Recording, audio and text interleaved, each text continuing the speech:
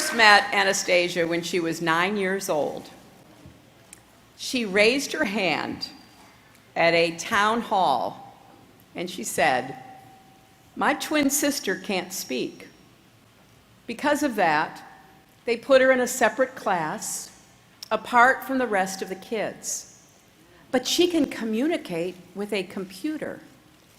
And she's very smart and would do just as well as anyone else if the principal and teachers would just give her a chance. I was just blown away by this 9-year-old girl, her confidence, and how much she loved her sister. So Anastasia and I have stayed in touch over the years. When she grew up, she became an intern in the Senate. I was so proud of her speech at the Democratic National Convention in Philadelphia, too. And I'm very excited that she's here with us today. I also want to thank Orlando. It's great to be back in this wonderful city with all of you. You've been through a lot this year.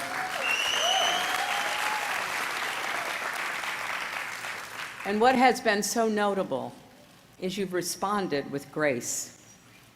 You've shown the world what Orlando is made of: strength, love, and kindness.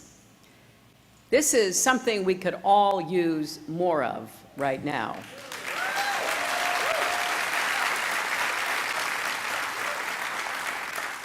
I'm here today to talk about how to make our economy work for everyone, but first, I need to say something about two very upsetting incidents that took place over the past few days. First, an unarmed man named Terrence Crutcher was shot and killed by a police officer in Tulsa. Then a man named Keith Lamont Scott was shot and killed by a police officer in Charlotte. I'm sending condolences and prayers to their families. I know a lot of you are as well. There is still much we don't know about what happened in both incidents, but we do know that we have 2 more names to add to a list of African Americans killed by police officers in these encounters. It's unbearable, and it needs to become intolerable. We also saw the targeting of police officers in Philadelphia last week. And last night in Charlotte, 12 officers were injured in demonstrations following Keith Lamont Scott's death. Every day, police officers across our country are serving with extraordinary courage, honor, and skill. We saw that again this weekend in New York and New Jersey and Minnesota. Our police handled those terrorist attacks exactly right, and they likely saved a lot of lives. I've spoken to many police chiefs and other law enforcement leaders who are as deeply concerned as I am and deeply committed as I am to reform. Why? Because they know it is essential for the safety of our communities and our officers. We are safer when communities respect the police and police respect communities.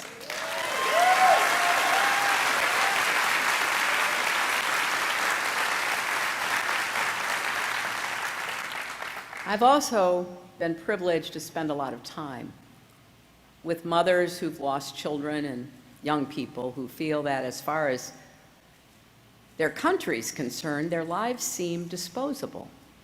We've got to do better. And I know we can. And if I'm elected president, we will. And we will do it exactly together, which is the only way it can be done. Look, I know I don't have all the answers. I don't know anyone who does. But this is certain. Too many people have lost their lives who shouldn't have. Sabrina Fulton has become a friend of mine.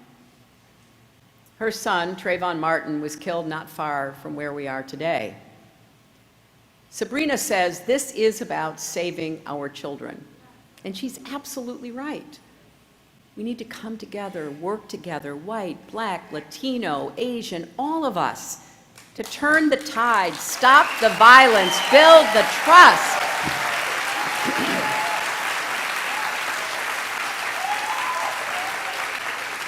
We need to give all of our kids, no matter who they are, the chance to grow up safe and healthy in their communities and in our country. Now, there are so many issues we need to take on together, and that's why we're here today. Because in just 48 days, can you believe it? 48 days, Americans will go to the polls and choose our next president.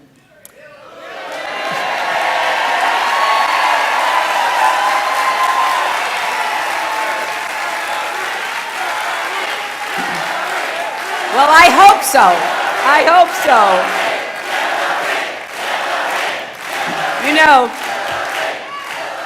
I want to just stress that our campaign is about the fundamental belief that in America, every person, no matter what you look like, who you are, who you love, you should have the chance to go as far as your hard work and dreams will take you. And that is the basic bargain that made our country great, and it's our job to make sure it's there for you and future generations. Building an economy that works for everyone, not just those at the top, is the central challenge of our time. And I take it personally because I'm a proud product of the American middle class. My grandfather started working in a lace mill in Scranton, Pennsylvania, when he was just a boy and worked there for 50 years. Thanks to him, my dad was able to go to college and then start his own small business printing fabric for draperies. And because of my dad and my mom, I could head out into the world and follow my dreams. Every American family should be able to write a similar story for themselves and their children. And history has shown us, our history has shown us that the strongest growth in our economy is inclusive, broad-based growth, when everyone can contribute to our prosperity and share in its rewards. Now, here's just one example. The flood of women into the American workforce over the past several decades was responsible for more than $3.5 trillion in economic growth. But as women's labor participation has slowed in recent years, due in part to our failure to provide family-friendly policies like paid leave and affordable child care, so our economic growth wasn't as strong as it could have been. Women who want to work deserve to work. And whenever they are denied that opportunity, it's not fair to them, and we all lose out. In a competitive 21st century global economy, we cannot afford to leave talent on the sidelines. When we leave people out or write them off, we not only shortchange them and their dreams, we shortchange our country and our own futures. That's one reason why I care so much about supporting working parents. It's one reason why I'm such a strong supporter of comprehensive immigration reform, because bringing millions of undocumented workers into the formal economy will decrease abuse and exploitation, and it will increase our economic growth and our tax base. It is estimated if we did this, despite what you hear from the other side, we would increase our gross domestic product by an estimated $700 billion in 10 years. Now, we need that. It's also one reason why we've got to break down barriers of systemic racism, including underinvestment that have held communities of color back for generations. That's part of building an inclusive economy, too. And it's why I believe we need to do more to help young people who were left behind in the wake of the Great Recession. Find those strategies and opportunities that will get them moving ahead again. And we've got to help older Americans who've been displaced by automation and outsourcing in our changing economy. And too often, training and retraining doesn't work as it should. If you don't have a 4-year degree, if you haven't really had the chance to upgrade your skills over the years, it's hard to just make a course correction. We need to have apprenticeships and community college and technical programs starting in high school and moving all the way up to older workers. Whether you're trying to start your career or you've spent decades contributing to our economy, you deserve better. Now, these are some of the elements of my plan for an inclusive economy, and I'm going to hold up the book Tim Kaine and I have put out because we've actually put in one place all of our plans. You see, we have this old-fashioned idea, if we're asking you to support us, we should tell you what we're going to do, right?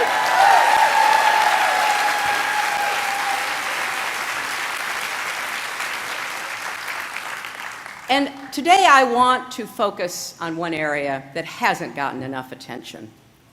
It concerns a group of Americans who are too often invisible, overlooked, and undervalued, who have so much to offer but are given too few chances to prove it. Now, that's been true for a long time, and we have to change it. I'm talking about people with disabilities.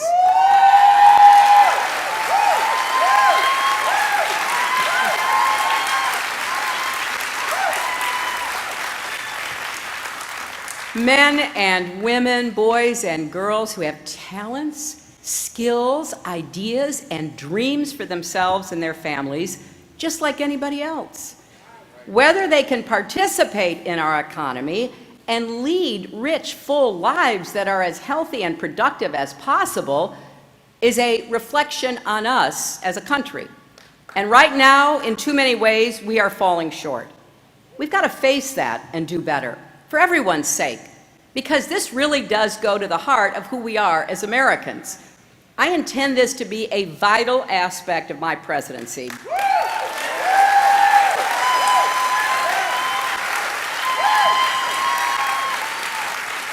I want to bring us together as a nation to recognize the humanity and support the potential of all of our people. And I want you to hear this because this is not well known. Nearly 1 in 5 Americans lives with a disability. Now, some of those disabilities are highly visible, some much harder to notice. If you don't think you know someone with a disability, I promise you, you do. But their disability is just one part of who they are. Across the country, people with disabilities are running businesses, teaching students, caring for our loved ones. They're holding public office, making breakthrough scientific discoveries, reporting the news, and creating art that inspires and challenges us.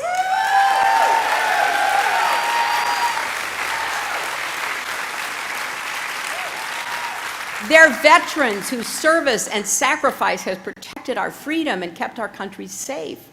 They're working in the White House.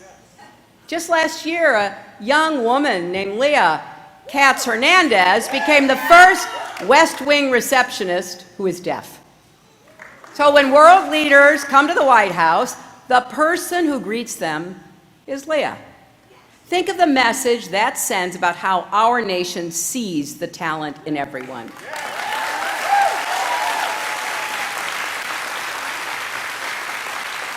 And Americans with disabilities are working on presidential campaigns. I know because several of my staff and advisors have disabilities, and they're doing phenomenal work. I'm grateful to them every single day. And people all over America would say the same about their boss, their colleague, their employee, their family member with a disability. Now, over the past few decades, our country has taken leaps forward, not just in recognizing the humanity and dignity of people with disabilities, but in making long overdue changes in our schools, workplaces, and communities, so everyone can be part of our shared American life. Even so, not that long ago, if you had a disability, if you couldn't see, couldn't walk, lived with dyslexia or muscular dystrophy or some other health issue, that one fact was allowed to define your entire life. Because of that, and that alone, the world was closed to you. Not all of it, not for everyone, but for most people. Basic, essential things that others could do, you couldn't and never would. And that was that.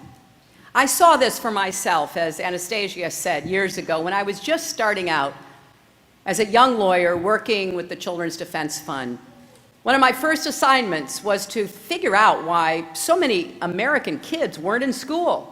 We looked at census tract numbers and we said, okay, how many young people between 5 and 18 live in this census tract?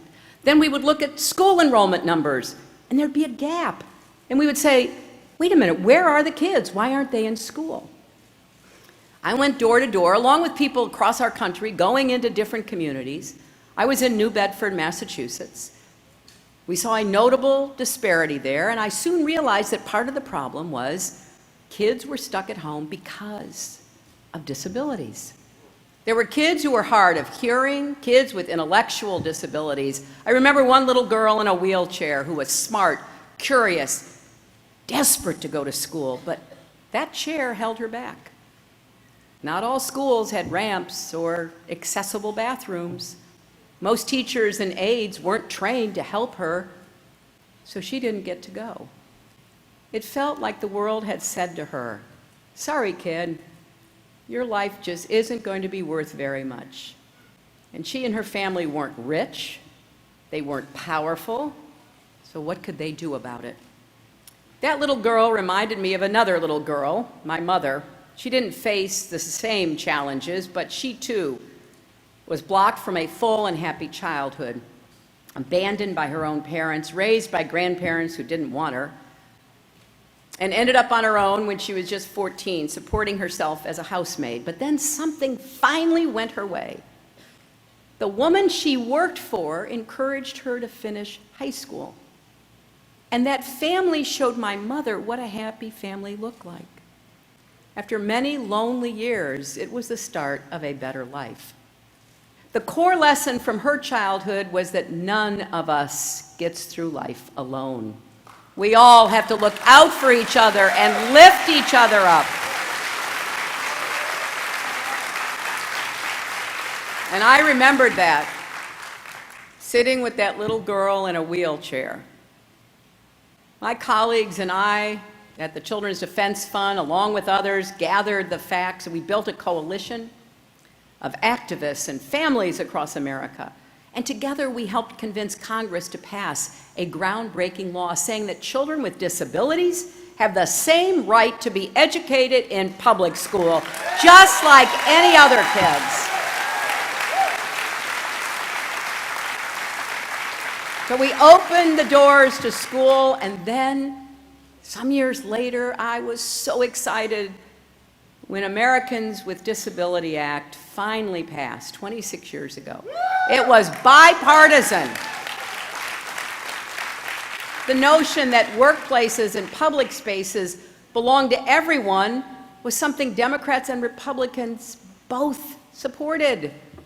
And by the way, I'm proud that some of the Democrats and Republicans who passed that landmark bill are supporting my campaign because they know where my heart is on this.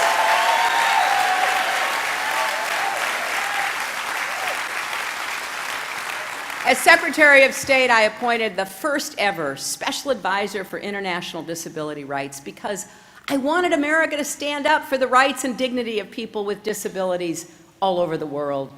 And over the years, I've spent a lot of time working for kids with disabilities. In addition to Anastasia, who spoke at the convention, another young man, Ryan Moore, also spoke there. I first met Ryan when he was 7 years old. I was fighting for health care reform. He was born with a rare form of dwarfism, but he never let that stop him. He's had so many surgeries, we've lost count of them. But his family was always there for them and for him, and he was the advocate for himself as he got older. Now he's a college graduate working in the technology department of his local school district, and he's just one of the most optimistic people you'll ever meet. Listening to Ryan and Anastasia tell their stories at the convention this July made me think about all the people who never got the chance to get the education, let alone go to college, become forces for change. And I thought about all the mothers and fathers across America who love their children more than anything and want so badly for them to have every opportunity that they deserve to have in America.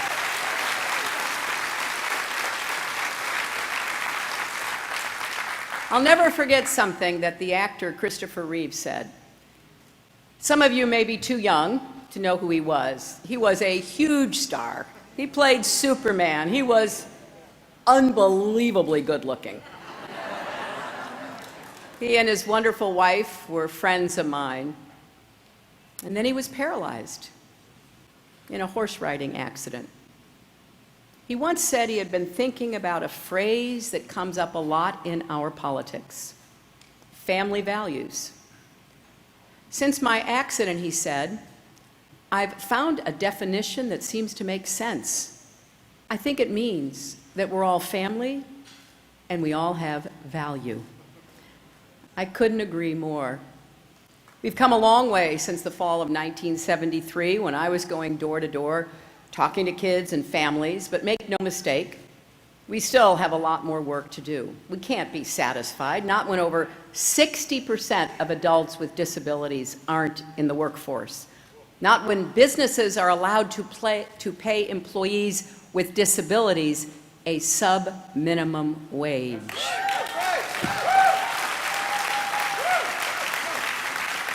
Not when people with physical and intellectual disabilities are still subjected to stigma and discrimination every single day. We've got to build an inclusive economy that welcomes people with disabilities, values their work, treats them with respect. Now, one advocate after another has told me the same thing. We don't want pity. We want paychecks. We want the chance to contribute. And as president, I'm going to give them that chance. First, we're going to focus on jobs and incomes. I'm going to fight to give more Americans with disabilities the chance to work alongside those without disabilities and do the same jobs for the same pay and benefits.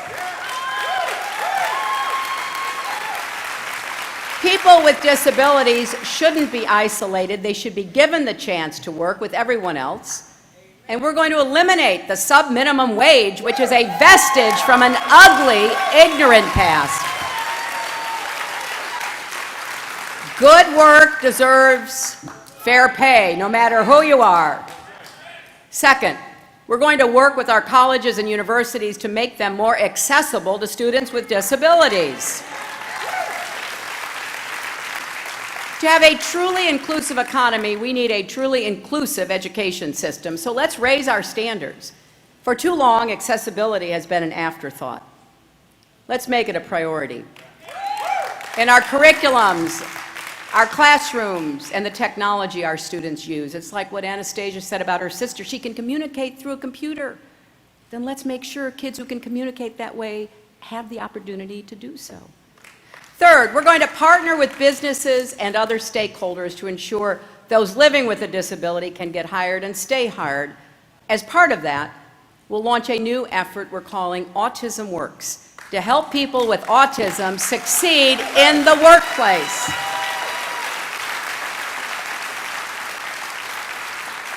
Fourth, let's build on the success of the Americans with Disabilities Act by finally ratifying the United Nations Convention on the Rights of Persons with Disabilities.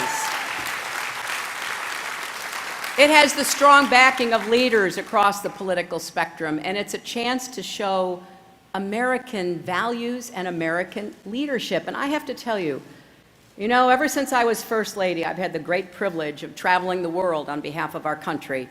When I was Secretary of State, I went to 112 countries. And one of the things that I have noticed is how far behind many countries are in how they treat people with disabilities. Very often, people with disabilities from the time they are babies and toddlers are locked away, basically forgotten. I want us, since we have been the leader in this area, to get that ratified and then to demonstrate to other countries what we have done and are doing to give dignity and opportunity to people with disabilities. Now, these ideas are just a start. We're working with advocates to come up with even more. If you've got an idea, we want to hear it. Go to HillaryClinton.com and leave your ideas, because we are really welcoming this debate. This issue is very close to my heart. I've always believed that the ultimate test of our society is more than the size of our economy or the strength of our military. It's how we treat our fellow human beings, especially the most vulnerable among us. And on this front especially, I intend for my presidency to move our country forward. Together, we will make our economy and our country more welcoming to people with disabilities, because we all win when everyone gets to share in the American dream. Now, if you want some proof, let me tell you this story. It's a story of a woman named Freya David. Now, some of you may have read about Freya in the Boston Globe. I've carried a copy of that article around with me because I loved it so much. Freya has Down syndrome. When she was 21, she got her first job at the local McDonald's. Her mother was a little worried, as any mother would be. She wondered, would Freya be able to handle being independent? Could she handle the job? Would she even pass the 6-month training program? Well, not everyone in her class passed, but Freya did. And then she excelled at that job for 32 years. Her colleagues loved her, and she loved them. The restaurant became such a home to her that she'd bring her family there on off days just to hang out. Earlier this year, Freya began to show signs of early onset dementia. She knew that meant she had to stop working, but 32 years is a pretty good run, isn't it? It broke her heart. One thing that made it a little better is the whole staff threw a party in her honor. Her family hoped a few people might show up, and in the end, nearly 100 people did. Customers, colleagues, and friends from over the years. The party lasted 3 hours, and at one point, one of Freya's former managers asked for everyone's attention. She turned to Freya and she said, "We love you, we appreciate you, we respect you, and we are all better people for having you in our lives."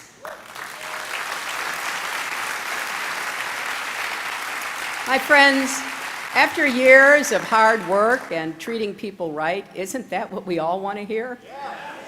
Isn't that America at our best? We don't thrive on tearing each other apart or separating ourselves. We know we are stronger together. We believe in equality and dignity for all.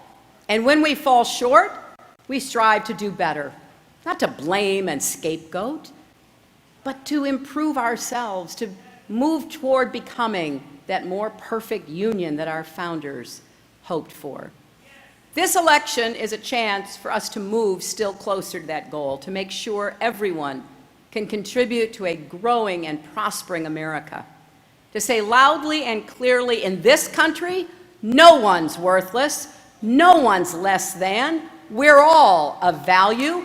In the United States of America, the greatest country in the world, we believe everyone is created equal. And you know what else we believe? We all believe love trumps hate. Thank you all.